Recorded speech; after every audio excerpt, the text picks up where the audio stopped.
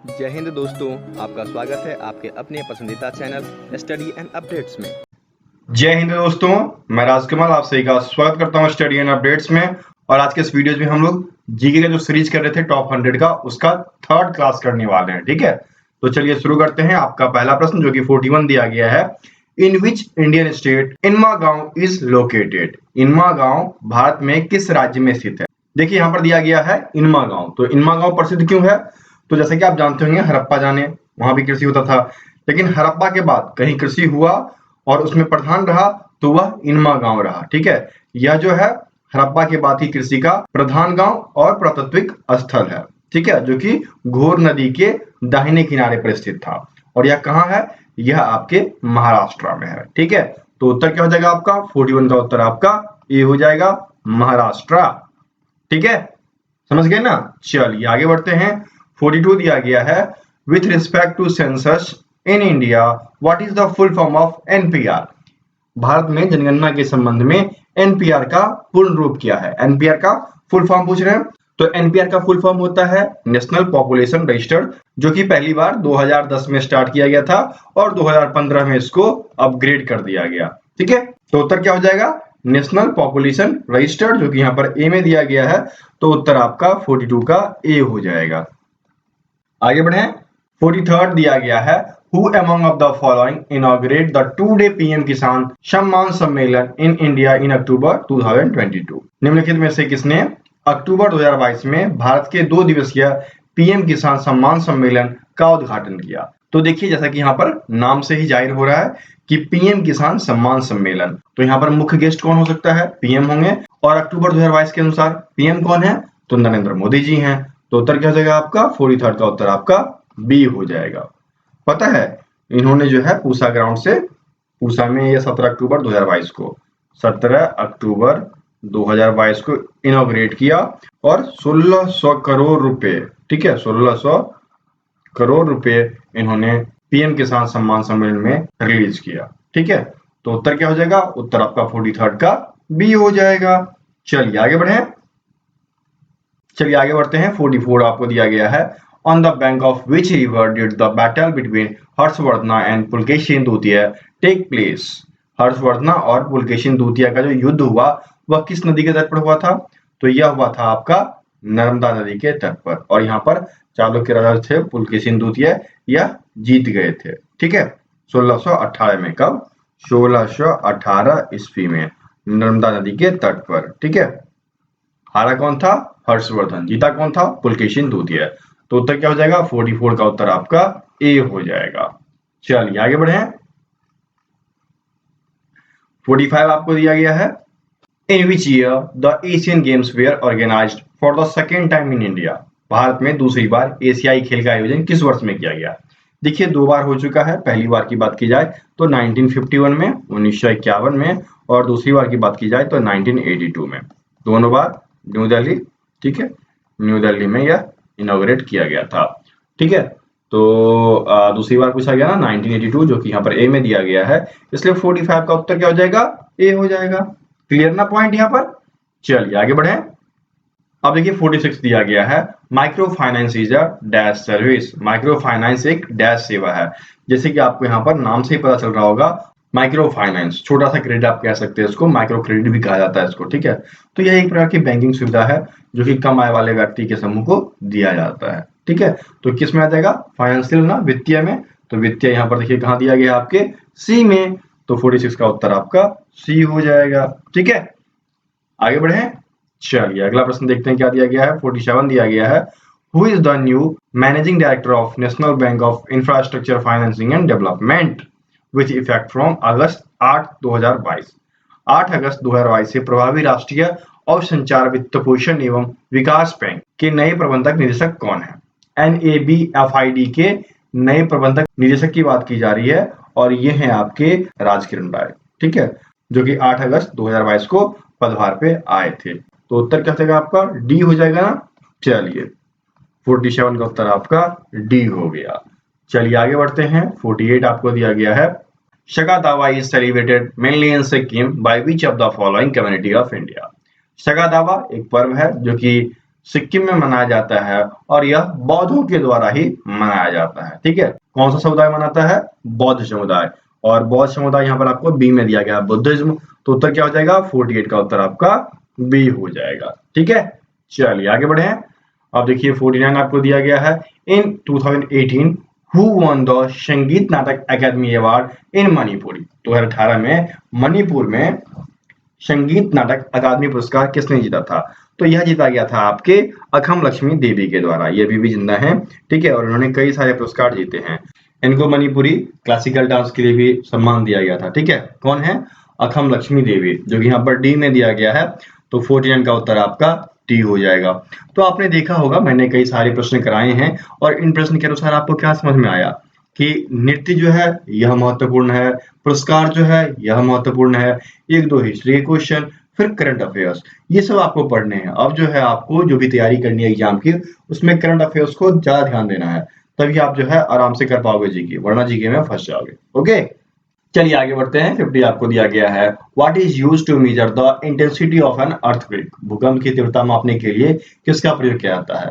तो भूकंप की तीव्रता मापने के लिए आपका रिएक्टर स्केल का प्रयोग किया जाता है। ठीक है, कल रात में भूकंप आया था, मैं आपको बता दूं, आज डेट हो गया 23, तो 21 के नाइट में, ठीक है, 21 मार्च 2023 को नोएडा एंड दिल्ली एनसीआर,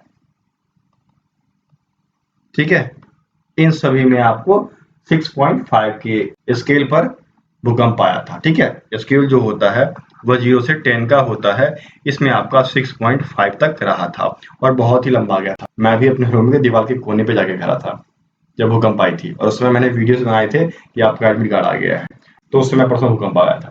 यदि आपने भी फील किया है तो आप लिख सकते हैं अपनी कहानी कि आपने भी भूकंप को फील किया है। ओके, तो फिलहाल यहाँ पर उत्तर क्या हो जाएगा? यहाँ पर उत्तर आपका 50 का सी हो जाएगा, रिएक्टर स्केल। चलिए आगे बढ़ते हैं। 51 दिया गया है। Bihu is popular dance of which of the following state. Assam Bihu, ठीक है, उत्तर आपका सी हो जाएगा। कथकली केरल, ठीक है, तेलंगाना का कोई लोक नृत्य नहीं है, और काराकट्टम जो है वह तमिलनाडु का है। ठीक है, तो उत्तर क्या हो जाएगा आपका? 51 का उत्तर आपका सी हो जाएगा। चलिए आगे बढ़ते हैं। 52 दिया गया है। How many pathways are formed in the form of freely organised conducting tubes in plant. पौधों में स्वतंत्र रूप से संगठित संवाहक नलियों में कितने रूप के पथ निर्मित होते हैं? देखिए, पौधे में दो टाइप के जो होते हैं पथ होते हैं, कौन कौन से? एक तो आपका जाइलम, ठीक है, दूसरा आपका फ्लोएम। ये दो टाइप के पथ हैं जो कि पौधों में पाए जाते हैं संवहन के लिए। तो उत्तर क्या हो जाएगा? 2। तो यहाँ पर 52 का उत्तर आपका डी हो गया। ठीक है, चलिए आगे बढ़े। अब देख लीजिए 53 दिया गया है। इन green revolution in India increase the production of which of the following. Bharat में हरित क्रांति ने निम्नलिखित में से किसके उत्पादन में वृद्धि की? देखिए, हरित क्रांति से एक ना एक क्वेश्चन आपको प्रत्येक एग्जाम में पूछा गया है। मैंने 3 सेट कराए हैं और तीनों सेट अलग अलग एग्जाम में पूछे गए हैं, और आपने देखा होगा कि ये एक प्रश्न जो है आपका हरित क्रांति का वह हर बार पूछा गया है। तो इन सब चीजों पे ध्यान देना, यही सब चीज पूछे जाते हैं और कुछ आपको नहीं आएगा, ये बहुत ही इंपॉर्टेंट है। ठीक है, तो देखिए ग्रीन रिवोल्यूशन में जो है एम स्वामीनाथन, आपको याद होगा, और सबसे ज्यादा हाइब्रिडाइजेशन जो है गेहूं के लिए किया गया था, गेहूं के उत्पादन के लिए। तो उत्तर क्या हो जाएगा? 53 का उत्तर आपका ए हो जाएगा। ठीक है, लास्ट टाइम एम स्वामीनाथन पे प्रश्न था, अब यहाँ पर क्या उत्पाद हुआ वो पूछ दिया गया। समझ गए? चलिए आगे बढ़े। 54 दिया गया है। What was the period of 10th 5-year plan. 10वीं पंचवर्षीय योजना की अवधि क्या थी? तो देखिए, पहली अवधि क्या थी? 1951 से लेकर 1956, ये थी फर्स्ट। और अभी 12th क्रॉस हुआ है, 12th हो गया। कौन था? 2012 से लेकर 2017 तक का। और आपसे 10वां पूछा गया है, तो 10वां बताइए क्या हो जाएगा? 5 कम कीजिए, 12 से 5, फिर उसके बाद 5 कम कीजिए, तो 2002 से लेकर 2007 वाला हो जाएगा, जो कि यहाँ पर 54 के बी में दिया गया है। तो 54 का उत्तर आपका बी हो जाएगा। ठीक है, चलिए आगे बढ़े। 55 आपको दिया गया है। हिंदुस्तान सोशलिस्ट रिपब्लिकन एसोसिएशन या फिर आर्मी, ठीक है, आर्मी, रिपब्लिकन आर्मी या फिर association, HSRA was founded in dash of Delhi. Hindustan socialist Republic association की स्थापना दिल्ली में डैश में हुई थी। तो देखिए, इसकी स्थापना जो है 1928 में की गई थी। ठीक है, कहां पर हुई थी? फिरोज शाह कोटला स्टेडियम में हुई थी। किनके देखरेख में हुई थी? तो चंद्रशेखर आजाद, अशरफुल्ला खां, भगत सिंह, सुखदेव, जगदीश चंद्र बोस, ये सभी थे। ठीक है, तो इनके देखरेख में हिंदुस्तान सोशलिस्ट रिपब्लिक एसोसिएशन या फिर आर्मी की स्थापना की गई थी। ठीक है, तो 55 का उत्तर आपका क्या हो जाएगा? बी हो गया। ठीक है, आगे बढ़े। 56 आपको दिया गया है, in shot put the shot which is a metal ball what is its weight in KG for men and women. Shot put में शॉट जो कि एक धातु की गेंद है, तो पुरुषों के लिए वो कितना वजनदार का होता है और महिलाओं के लिए कितने वजन का होता है? तो देखिए शॉट पुट में जो है पुरुषों के लिए 7.26 केजी और महिलाओं के लिए 4 केजी। ठीक है, ये देखिए आपके ए में दिया गया है, पुरुष के लिए 7.26 केजी और महिलाओं के लिए 4 केजी का वह शॉट पुट होता है जो कि हाथ से फेंका जाता है। ठीक है, तो उत्तर क्या हो जाएगा? 56 का उत्तर आपका ए हो जाएगा। चलिए आगे बढ़े, अगला प्रश्न देखते हैं क्या दिया गया है। चलिए आगे देखते हैं। 57 आपको दिया गया है, the tenure of the member of UPSC is. UPSC के सदस्यों का कार्यकाल डैश होता है, तो या तो 6 वर्ष या फिर 65 years of age which is earlier. ठीक है, या तो 6 वर्ष या फिर 65 वर्ष की आयु जो भी पहले हो। किस अनुच्छेद के तहत? आर्टिकल 318 के तहत। ठीक है, आर्टिकल 318 में यह वर्णित है। तो उत्तर क्या हो जाएगा आपका? 6 ईयर और 65 year of age which is earlier. Okay, तो उत्तर क्या हो गया? 57 का उत्तर आपका सी हो गया। ठीक है, चलिए आगे बढ़े। 58 आपको दिया गया है, to be ready to defend the country and serve the nation when called upon is mention under dash. देश की रक्षा करने और आह्वान किए जाने पर राष्ट्र की सेवा के लिए तत्पर रहना का उल्लेख डैश के तहत किया जाता है। तो देखिए हमारे जो है 11 मूल कर्तव्य हैं, उन मूल कर्तव्यों के अंतर्गत इसका भी वर्णन किया गया है। तो क्या हो जाएगा? फंडामेंटल ड्यूटीज, राइट नहीं ड्यूटीज। तो 58 का उत्तर क्या हो जाएगा आपका? ए हो जाएगा। ठीक है, चलिए आगे बढ़े।